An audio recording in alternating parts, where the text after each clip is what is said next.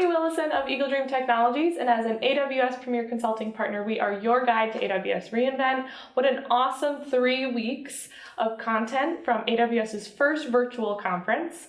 I'm excited to be joined by APN Ambassador Scott Weber to discuss Werner Vogels' keynote session. This is the last keynote session and the last episode of our reInvent Roundup episodes. I'm super excited to discuss some of our key takeaways.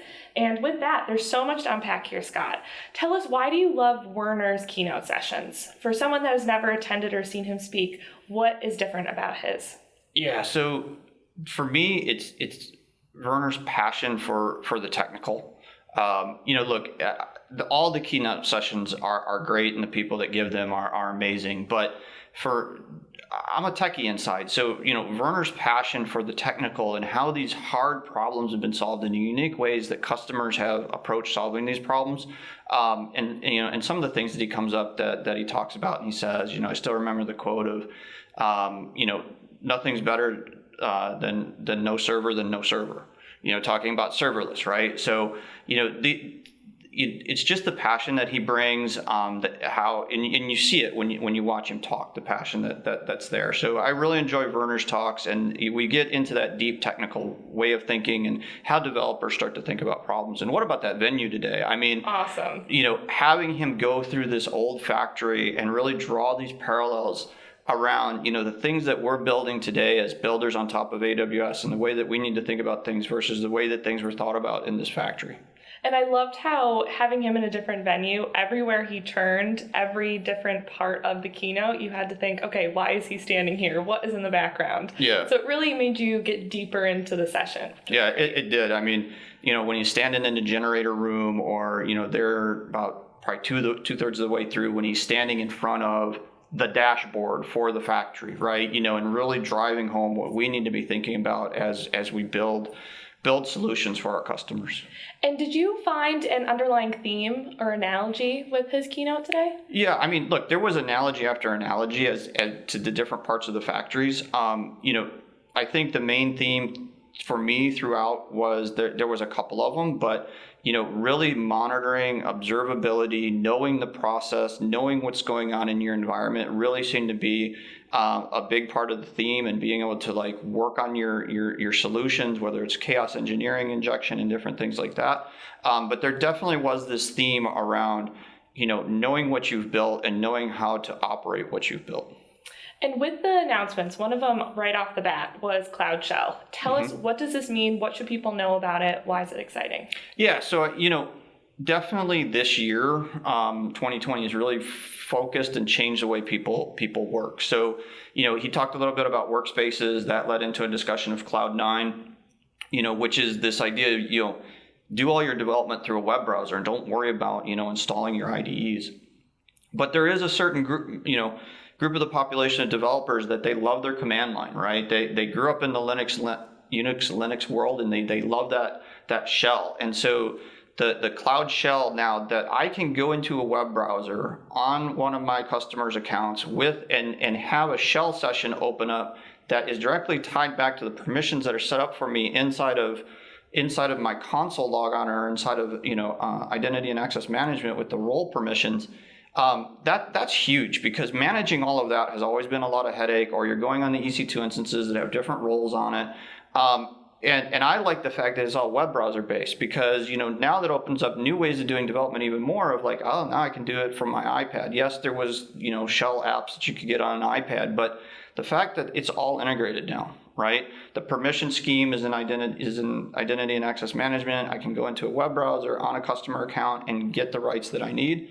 I think that's going to be, huge for the developers, as they continue down, finding those tools that work for them and the new way of working. Yeah, adding to that era of flexibility and freedom that we're seeing this year, and that adapting to that idea is great. Yep. So I thought with the other announcements, we could break it up into a few categories. The first one I want to talk about is Werner's focus on sustainability. I think that was really interesting how he dug a little bit deeper on that. Yeah, and I've sort of heard it before, but, it sort of really brought it to the forefront of, if you saw Peter DeSantis's keynote from, I think, last Thursday, he touched on the sustainability that AWS is really involved with and Amazon as a whole. But, what you start to realize is because of the scale at which AWS is operating and the amount of, solar and wind power and everything that they're doing, the sustainability aspect is really, it is in the cloud, right? They're running things so much more efficiently than you ever could in your data center from a carbon footprint and, greenhouse gases and all of that it kind of just, it really makes sense, right? And then he even talked about the fact that they've got solution architects now who are specializing in, helping you put together the most sustainable architecture for your solution and making, conscious trade-offs for sustainability. And, one of my favorite things is serverless. And so I view serverless as, a really great way to look at, sustainability as well, because, you're using just the smallest bit of compute that you need to run your task on. So I thought that was really interesting. He dove, deep on it and, made me think about a few things. Yeah, and I think he mentioned that running on the cloud on average, you're reducing the carbon footprint by 80%. Yeah. It's huge. It's really game changing. Yeah, it definitely is. And it just speaks to the scale at which they're able to operate and the things that they're able to bring to the table. Yeah. The next category I want to get into is security. So some of the security enhancements, new features for developers. Yeah. So he talked a lot about some of the things that are going on inside Amazon and AWS around sort of those the very high level mathematics, and I'm not even going to touch on really what all of that gets into, but sort of this like provable security of using mathematics to prove that something is secure and prove that your code is doing only the thing that you think it can do. But then he talked about the new VPC tools, to analyze the security of your VPC, so the reachability tools for the VPC. I think that this is something that as we help customers in well-architected reviews and other things, that is a tool that we're going to leverage to help our customers. Again, as networking is complicated. I mean, even in the cloud, it's complicated. And so as you put more and more workloads in there, having a tool like that it can help you, debug connection issues and prove that you're still doing things secure is just another tool in the tool belt for all of us. And we're not just saying that AWS is the most secure. There's numbers, there's data to back it up. Yep, definitely. Moving right on, I think one of that I found really interesting is the concept of chaos engineering. And I think we heard that Lego, how they're incorporating that into their strategy. Yep. What were some of your thoughts around what Werner was saying around chaos engineering and playing with your system, encouraging builders to get in and try to find the faults? Yeah, so, the chaos engineering is something that's been talked about for a while. Really came out of what Netflix was doing with the Simian Army and everything, and they open sourced a lot of that. What we find is larger, development organizations, that is something that they put a lot more focus on in being able to do that level of testing and testing right in production, right? That's really what chaos engineering is about. And look, there's article after article out there about how chaos engineering has saved organizations when something has happened in the environment. I mean, Netflix has multiple papers on it. But it's never been something really easy to do. Yeah. These organizations would have groups dedicated just to the chaos engineering. A lot of resources and time. It is, and you're breaking production, so you still want to know what you're doing, right? So the idea that they came out with the new service to help you, right? The FIS service to help you start to do these things in a hosted way and take away some of the heavy lifting of the things that you need to set up and the specialized knowledge that you need to have, I think is really going to help enable other organizations, maybe organizations that aren't as big as some of these that we talk about, to start to use these tools. And Lego was an example. They're starting to look at that. I love the story really of Lego.com, right? Yeah. It's interesting. You can find other parallels to the Lego story. Netflix talks openly about what started their cloud journey and their microservice architectures. Amazon.com talks about it as well. So, I was able to sit on a couple of the Lego.com sessions around how they've been evolving their architecture and serverless. If anybody can, I'd really encourage you to go back and see those sessions. Awesome. Great. And I think the last category, which was really big, was the difference between monitoring and observability.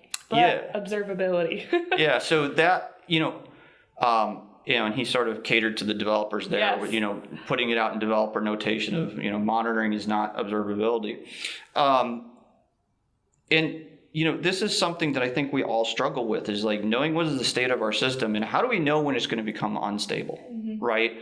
And that's when he was like standing in front of that big dashboard, right, for inside the factory. And you step back, and he had some great points, is the operators, they just know when a light changes color or something starts, but the really the why behind it then takes other people. And you're observing, or you're monitoring things that you thought about looking at. But a lot of the times it's the thing you didn't think about that's maybe going to come bite you, right? The unknowns. And so I think this is why, you're seeing services like DevOps Guru get released. So it can start looking at what's going on in your system and maybe identifying things that you didn't even think about looking at. Yeah, being right? proactive. And being proactive, like, hey, this is starting to trend maybe not in the greatest direction. And so I think that that's a really important thing for all of us as we build systems, to start thinking about how do we really know what's going on in our environment, in our applications. And so I'm interested in digging more into DevOps Guru and seeing how that we can use that in our practices with our customers. That's awesome. Great. Scott, anything else that stuck out that maybe we missed, or that we should tell our customers, other people that we talk to, go back, learn more about this service, this announcement?